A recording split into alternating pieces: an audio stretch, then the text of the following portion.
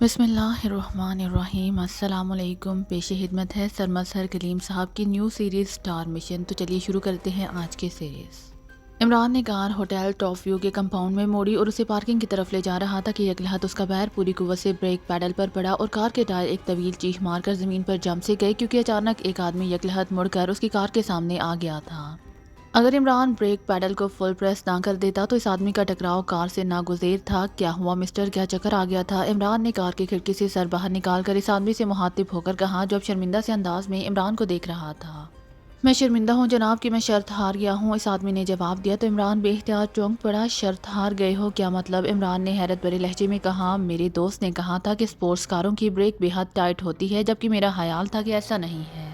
چنانچہ شرط لگ گئی اور میں چیکنگ کی غرض سے آپ کی کار کے سامنے آ گیا، لیکن واقعی سپورٹس کار کی بریکیں بے حد ٹائٹ ہوتی ہیں، اس آدمی نے کہا۔ اور اگر آپ شرط جیت جاتے تو آپ کو معلوم ہے کہ پھر آپ کہاں ہوتے؟ عمران نے کہا، جی ہاں، ہسپتال میں ہوتا، لیکن شرط تو جیت جاتا، اس آدمی نے منہ بنا کر کہا، اور پھر مڑ کر وہ تیز تیز قدم اٹھاتا آگے بڑھ گیا۔ تو عمران نے بے اختیار ایک طویل سانس لیا اور پھر کار آگے بڑھا دی۔ عمران نے کار پارکنگ میں روکی اور پھر وہ نیچے اترا ہی تھا کہ پارکنگ بوائے دوڑتا ہوا اس کے قریب آ گیا۔ عمران نے کار لاک کی اور پھر اس لڑکے سے کار لے کر وہ مڑا اور تیز تیز قدم اٹھاتا ہوٹل کے مین گیٹ کی طرف بڑھ گیا۔ اس کی تیز نظریں اس آدمی کو تلاش کر رہی تھیں جس نے صرف شرط کی خاطر اپنے آپ کو ممکنہ ہلاکت میں ڈال دیا تھا۔ اس کا خیال تھا کہ وہ ابھی ہوٹل کے مین گیٹ تک نہ پہنچا ہوگا، لیکن وہ آدمی کہیں نظر نہیں آ رہا تھا۔ پھر ابھی عمران ہوٹل کے مین گیٹ تک پہنچا ہی تھا کہ اچانک اس کی عقب میں ایک خوفناک دھماکہ ہوا اور عمران بجلی کسی تیزی سے مڑا اور دوسرے لمحے اس کی آنکھیں حیرت سے پھیلتی چلی گئیں، کیونکہ اس کی کار کے پرزے پارکنگ میں بکھرے پڑے تھے اور کار کے ڈھانچے میں آگ کے تیز شعلے بھڑک اٹھے تھے، اور اس دھماکے کی وجہ سے نہ صرف دوسری کاروں کو بھی نقصان پہنچا تھا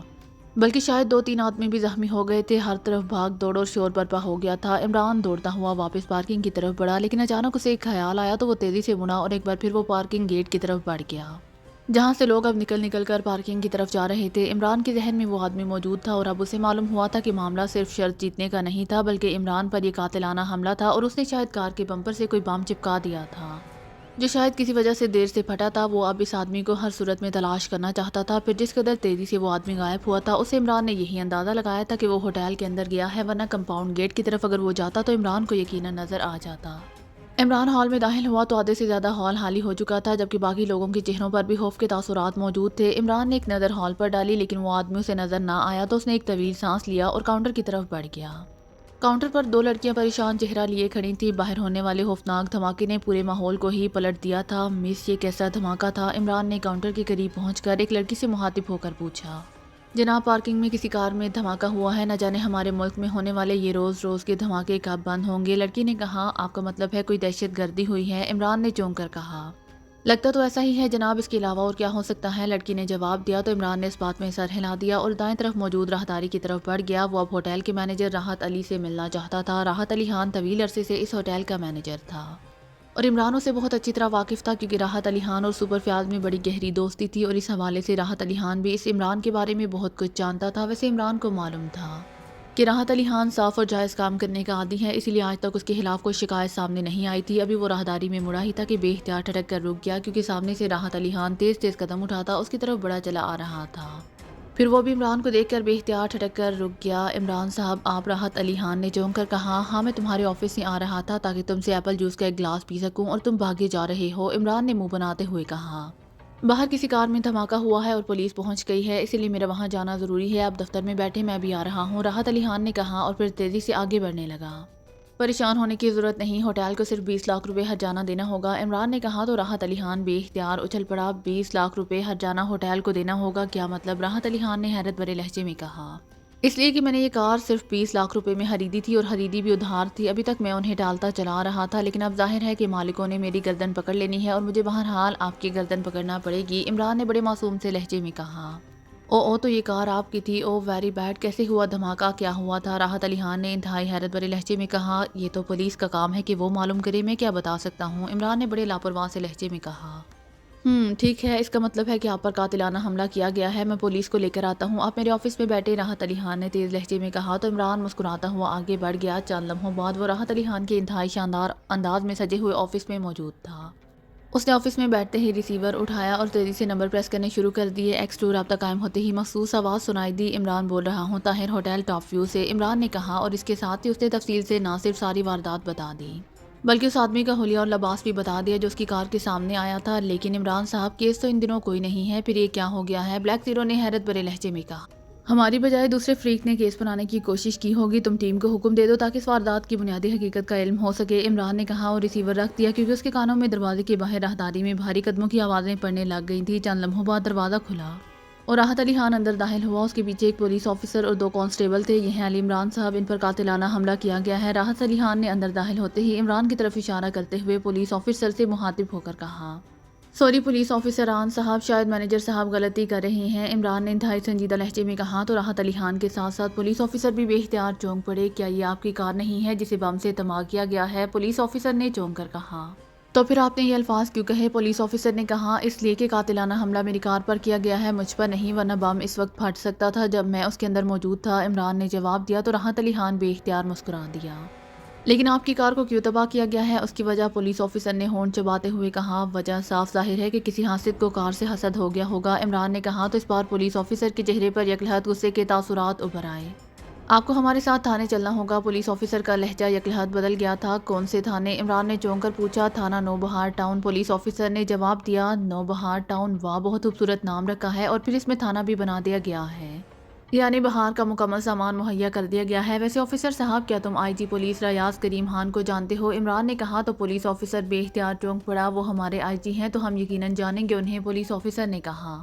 اچھا یہ بتاؤ کہ ان کی دائیں طرف کی مونچھ بائیں طرف کی مونچھ سے کتنی چھوٹی ہے؟ 1 انچ، 2 انچ یا 2.5 انچ؟ عمران نے کہا، کیا مطلب؟ یہ آپ کیا کہہ رہے ہیں؟ آپ ہمارے صاحب کا مذاق اڑا رہے ہیں؟ اٹھیں چلیں ہمارے ساتھ ورنہ ہم آپ کو ہاتھوں میں ہتھکڑیاں ڈال کر لے جائیں گے یہاں سے۔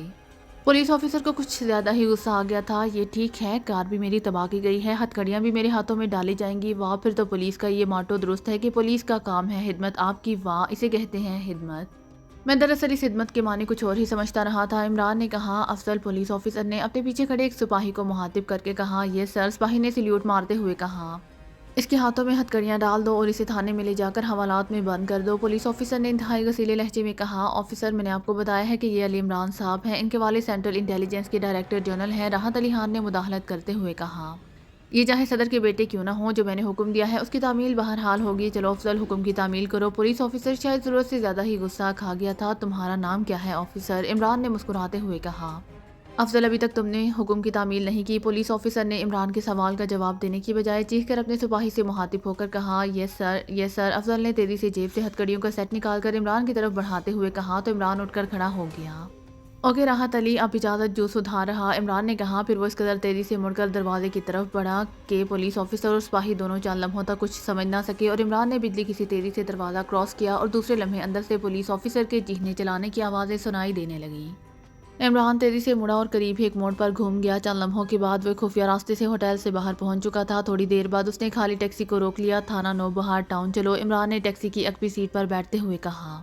تو ٹیکسی ڈرائیور نے اس بات میں سر ہلایا اور تیزی سے آگے بڑھ گیا۔ عمران نے دیکھ لیا تھا کہ اس کی کار کا ڈھانچہ پولیس کرین کے ذریعے اٹھوا کر ٹرک پر لادا جا رہا ہے۔ تھوڑی دیر بعد ٹیکسی ایک تھانے کے گیٹ کے سامنے پہنچ کر رک گئی تو عمران نے اتر کر ڈرائیور کو کرایہ اور ٹپ دی اور پھر تیز تیز قدم اٹھاتا اندر داخل ہوا۔ تھانے میں صرف ایک محرر موجود تھا جس نے عمران کو دیکھ کر اس طرح منہ بنایا جیسے کسی مصیبت کی آمد پر لاحول پڑا جاتا ہے۔ انچارج کون ہے اس تھانے کا؟ عمران نے سرد لہجے میں کہا۔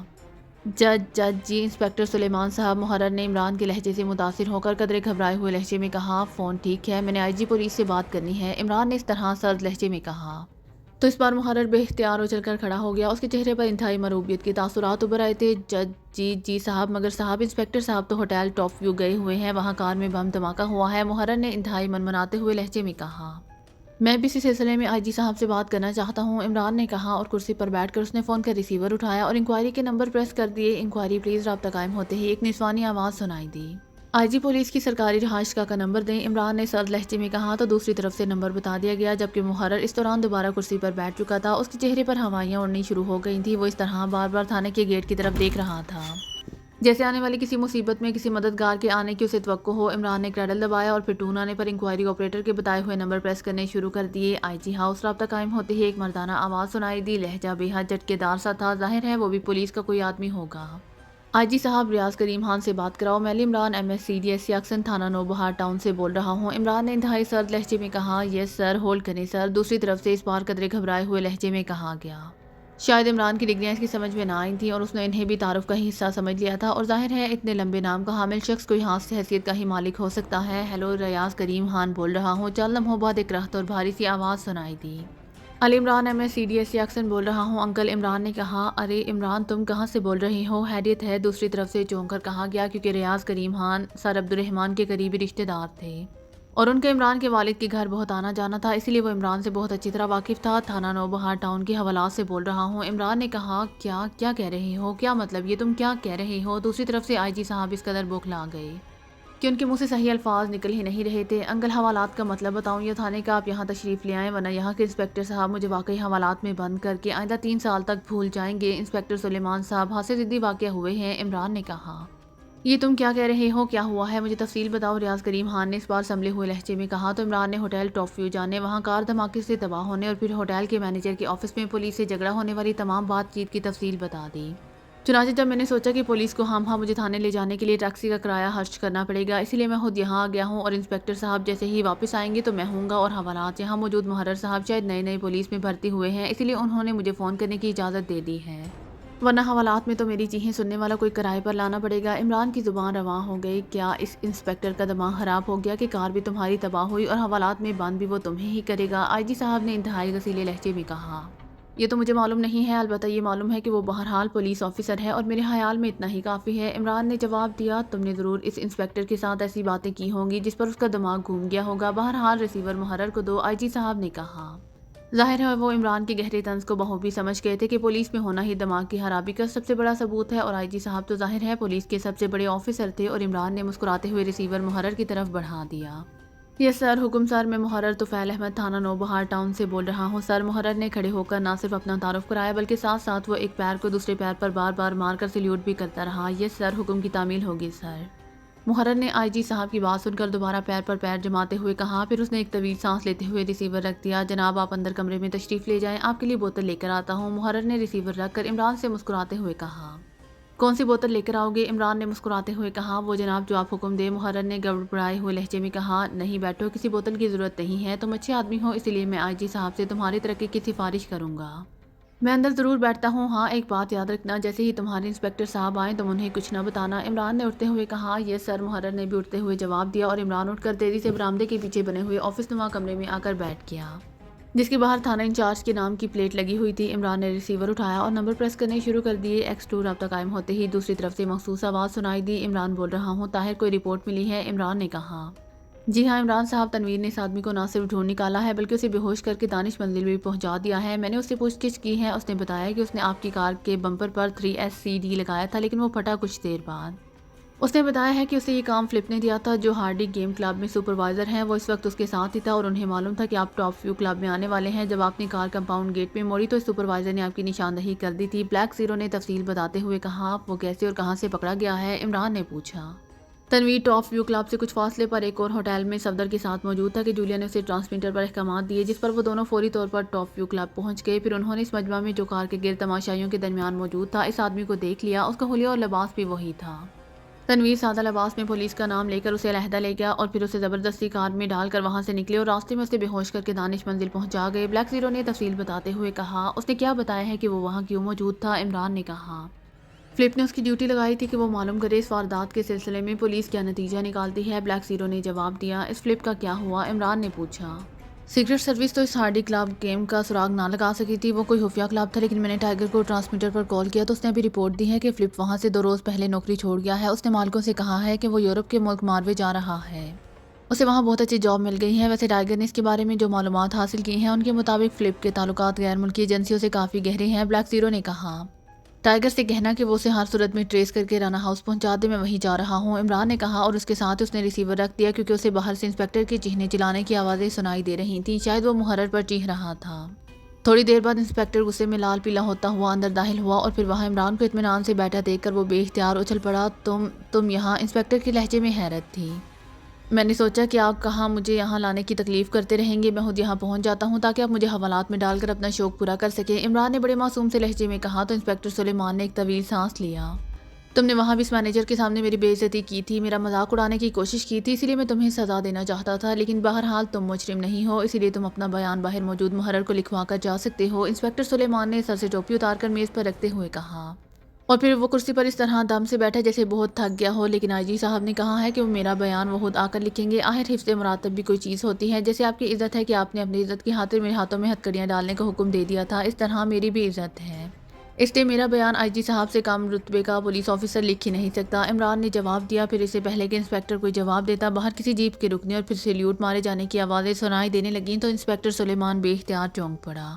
بیان لکھنے آئی جی صاحب آ گئے ہیں شاید، عمران نے بڑے سادہ سے لہجے میں کہا۔ اسی لمحے لمبے قد اور بھاری جسم کے ادھیڑ عمر آئی جی کمرے میں داخل ہوئے تو انسپکٹر سلیمان اس قدر بوکھلائے ہوئے انداز میں اٹھا کہ وہ کرسی سمیت نیچے گرتے گرتے بچا۔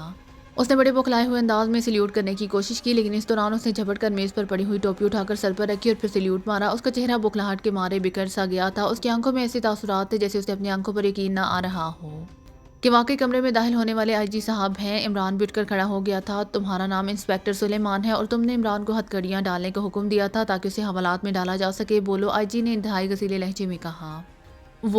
سر، وہ غلطی ہو گئی، I am sorry sir. Inspector Sulaiman کی حالت دیکھنے والی ہو گئی تھی۔ تو تم یہی کرتے ہو کہ ملزموں کو پکڑنے کی بجائے الٹا مدعیوں کو پکڑ کر حوالات میں ڈال دیتے ہو، نان سینس، تم اپنے آپ کو فوری طور پر معطل سمجھو۔ اتارو یہ بیلٹ اور سٹار، آئی جی صاحب نے انتہائی غصیلے لہجے میں کہا۔ او نہیں جناب، ان کی بھی عزت نفس ہوتی ہے، یہ غلط بات ہے، اس طرح تو ان کی عزت نفس نہ صرف مجروح ہو جائے گی بلکہ بہت ہی زیادہ مجروح ہو جائے گی، اسی لیے یہ حکم آپ واپس لے لیں۔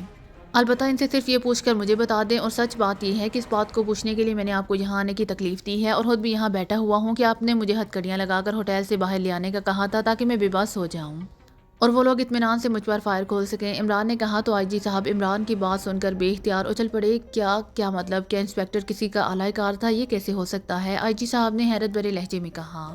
آپ باہر چلے جائیں تو میں 1 منٹ میں معلوم کر لوں گا۔ آپ اتنے بڑے افسر ہیں کہ آپ کے تو عہدے سے ہی خوف و دہشت ٹپکتی ہے اور میں بے حد کمزور دل واقع ہوا ہوں۔ ویسے مجھے یقین ہے کہ اگر انسپکٹر سچ بتا دے تو آپ میری سفارش پر اسے معاف کر دیں گے، عمران نے کہا۔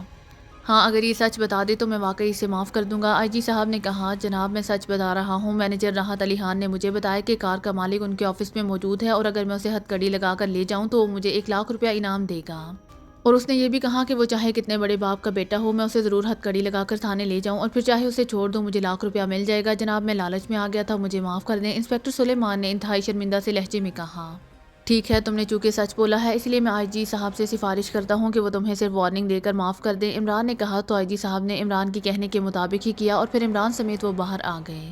یہ کون لوگ ہو سکتے ہیں عمران جنہوں نے تم پر اس انداز میں حملہ کیا ہے؟ آئی جی صاحب نے باہر آ کر عمران سے مخاطب ہو کر کہا۔ ان کا خیال ہوگا کہ میری حیثیت 2 کوڑی کی بھی نہ ہوگی، اب انہیں کیا معلوم کہ میں اپنے ڈیڈی کا ناحلف بیٹا ہوں، عمران نے منہ بناتے ہوئے کہا۔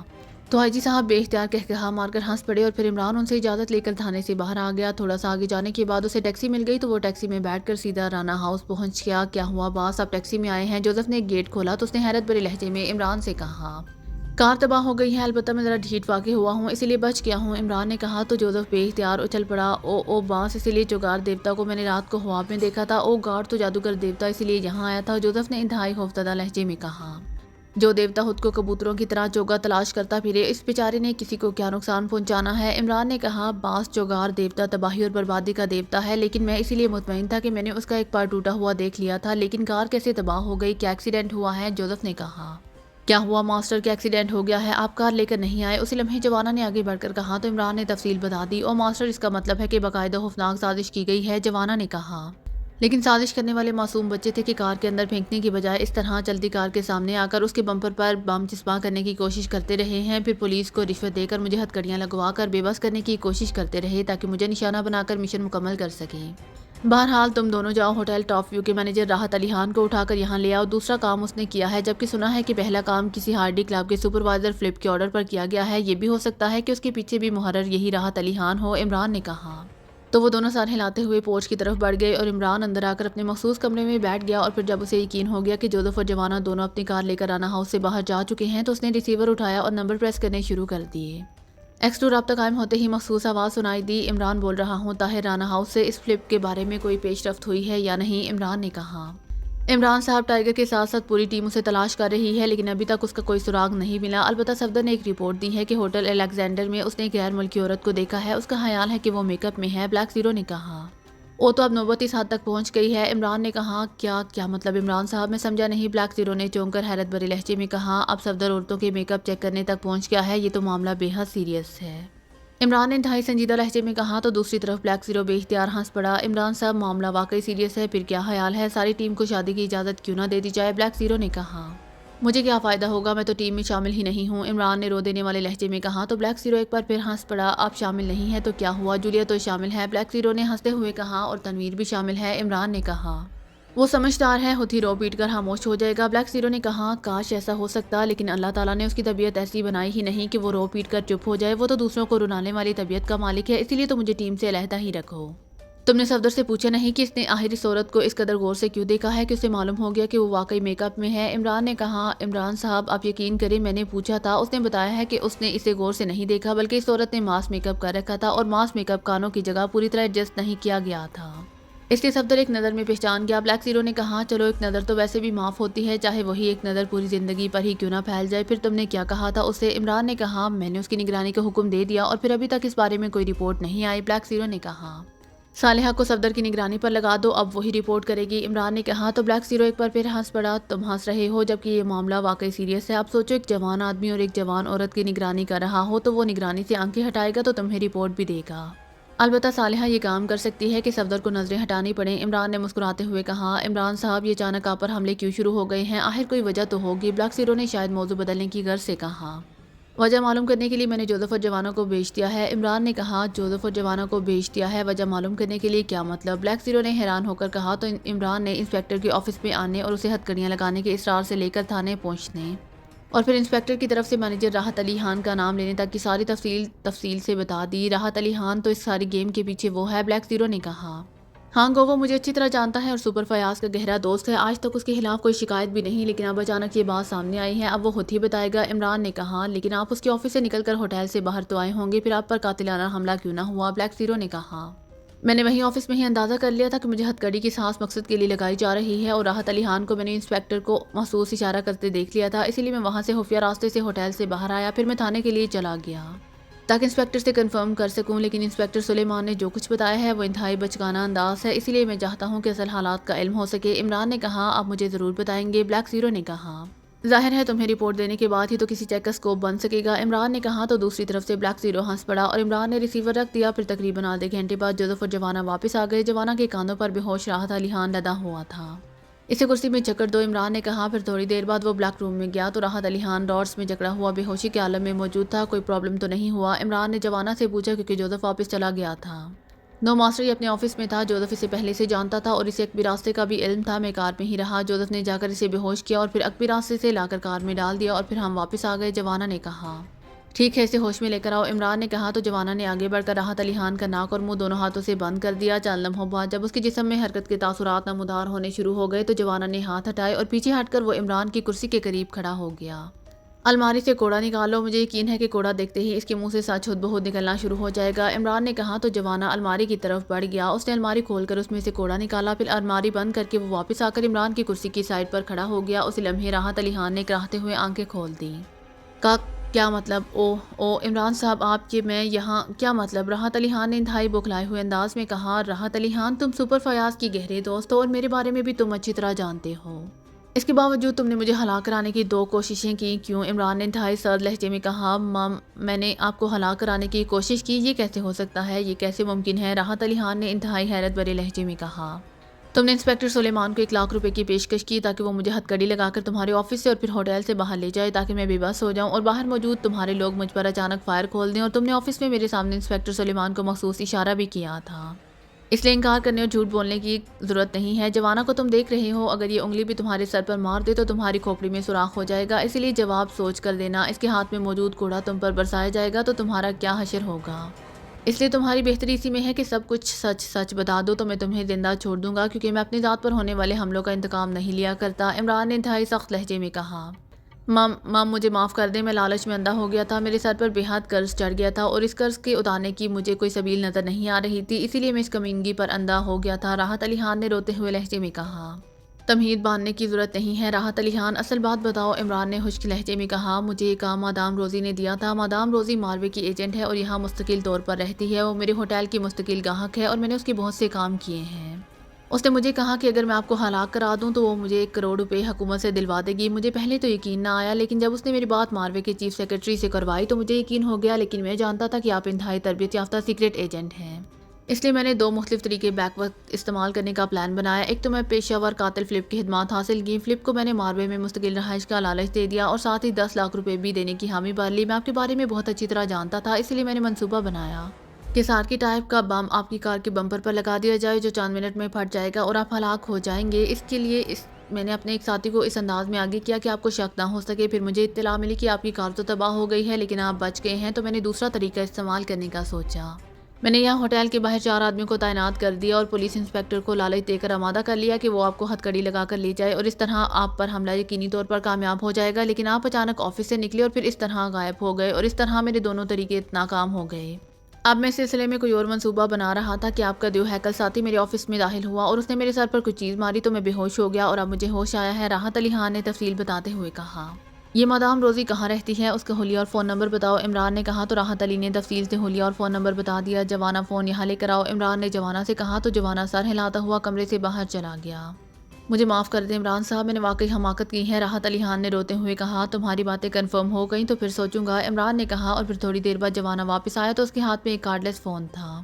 عمران نے اس سے لے کر راحت علی خان کا بتایا ہوا نمبر پریس کیا، پھر اس کے لاؤڈر کا بٹن آن کر کے اس نے فون جوانا کی طرف بڑھا دیا۔ جوانا نے آگے بڑھ کر فون پیس راحت علی خان کے کان سے لگا دیا۔ لاؤڈر کی وجہ سے دوسری طرف بجنے والی گھنٹی کی آواز سنائی دے رہی تھی اور پھر ریسیور اٹھائے جانے کی آواز سنائی دی۔ ہیلو، ایک نسوانی آواز سنائی دی۔ راحت علی خان بول رہا ہوں۔ راحت علی خان نے کہا، ہاں کیا ہوا؟ تمہارے سارے پلان ناکام ہو گئے ہیں راحت، اور اب بہتر ہے کہ تم اس ساری بات کو بھول جاؤ۔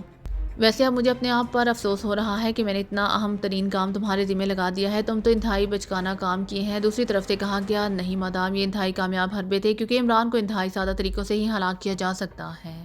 لیکن آپ کو کیسے معلوم ہوا کہ میرے دونوں پلان ناکام ہو گئے ہیں؟ راحت علی خان نے کہا، میں میک اپ میں ہوٹل میں موجود تھی۔ دوسری طرف سے کہا گیا، مادام اب بے فکر ہیں، یہ کام بہرحال ہو جائے گا۔ راحت علی نے کہا، نہیں، جو ایڈوانس میں نے تمہیں دیا تھا بس وہی تمہارا معاوضہ ہے اور اب تم اس ساری بات کو بھول جاؤ اور آئندہ اس معاملے میں مجھے فون نہ کرنا، مادام روزی نے کہا، اور اس کے ساتھ ہی رابطہ ختم ہو گیا۔ جوزف جوانا کو ساتھ لے کر جاؤ اور اس روزی کو یہاں لے کر آؤ، عمران نے کہا اور فلیٹ کا پتہ بتا دیا جو راحت علی خان نے بتایا تھا۔ عمران نے فون کر کے چیک کر لیا تھا کہ روزی اپنے فلیٹ میں موجود ہے، بس جاؤ، عمران نے کہا تو جوانا نے کوڑا الماری میں رکھا اور پھر الماری بند کر کے وہ مڑا اور تیز قدم اٹھاتا ہوا کمرے سے باہر چلا گیا۔ مادام روزی یہاں آ جائے تو پھر تمہارے بارے میں سوچوں گا، عمران نے کہا اور اٹھ کر وہ بھی بلیک روم سے باہر آ گیا۔ وہ سمجھتا تھا کہ صفدر کو جس غیر ملکی عورت پر شک ہوا تھا وہ مادام روزی ہی تھی اور ہو سکتا ہے اسے بھی صفدر کی نگاہیں دیکھ کر شک پڑ گیا ہو اور اس نے اپنا میک اپ ختم کر دیا ہو اور اپنے فلیٹ پر پہنچ گئی ہو، اس لیے صفدر بھی اسے تلاش نہ کر سکا ہو۔ عمران نے اپنے مخصوص کمرے میں پہنچ کر ریسیور اٹھایا اور نمبر پریس کرنے شروع کر دیے۔ انکوائری پلیز، رابطہ قائم ہوتے ہی ایک نسوانی آواز سنائی دی۔